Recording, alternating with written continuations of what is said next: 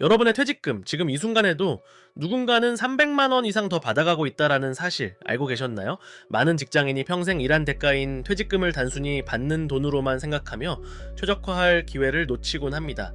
과연 어떤 숨겨진 전략이 있기에 어떤 사람들은 이토록 중요한 노후 자산을 더 많이 챙겨가는 걸까요? 이 놀라운 비밀을 지금부터 파헤쳐 보겠습니다. 퇴직금은 단순한 보너스가 아닙니다.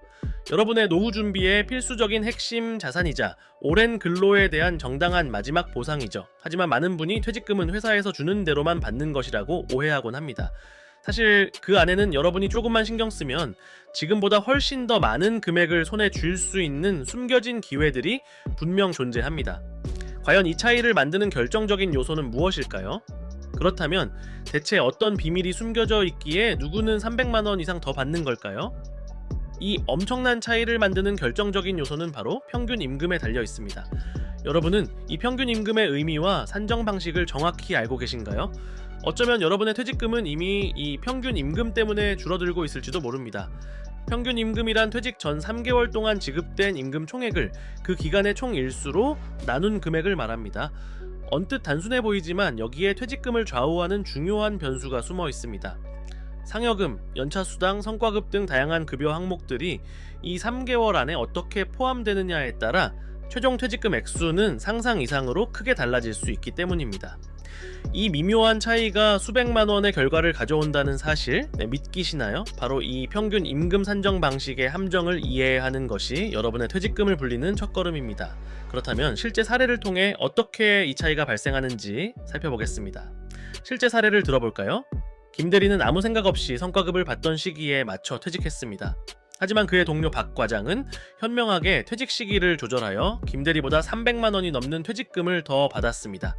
김 대리가 알지 못했던 비법은 단순히 퇴직일만 조절하는 데 그치지 않았습니다. 박 과장은 퇴직금 산정의 핵심 원리를 꿰뚫고 있었고 이를 통해 자신만의 전략을 세웠던 것이죠. 과연 박 과장의 비결은 무엇이었을까요? 바로 다음 내용에서 그 마법 같은 비밀을 공개합니다. 네, 바로 퇴직 시점입니다. 평균 임금은 퇴직 직전 3개월을 기준으로 하기에 이 기간에 상여금이나 성과급 등 고액 급여가 포함되도록 퇴직기를 조절하는 것이 매우 중요합니다. 예를 들어 분기별 성과급이 나오는 달의 다음 달 초에 퇴직하면 직전 3개월에 성과급이 2번 포함될 수도 있습니다. 이처럼 퇴직 시점을 전략적으로 선택하는 것만으로도 퇴직금 액수에 큰 변화를 줄 수 있습니다. 하지만 퇴직일 조절보다 훨씬 더 중요한 대부분의 직장인이 모르는 치명적인 함정이 하나 더 있습니다. 바로 퇴직금 산정 시 평균 임금에 포함되는 것과 제외되는 것을 정확히 아는 것입니다. 미사용 연차수당은 평균 임금에 포함되어 퇴직금을 늘리는 데 기여하지만 매달 정기적으로 지급되는 교통비나 식대 같은 복리후생적 수당은 제외될 수 있습니다. 이처럼 복잡하고 세부적인 항목들을 정확히 파악해야만 여러분의 퇴직금을 한 푼도 손해보지 않고 온전히 지켜낼 수 있습니다.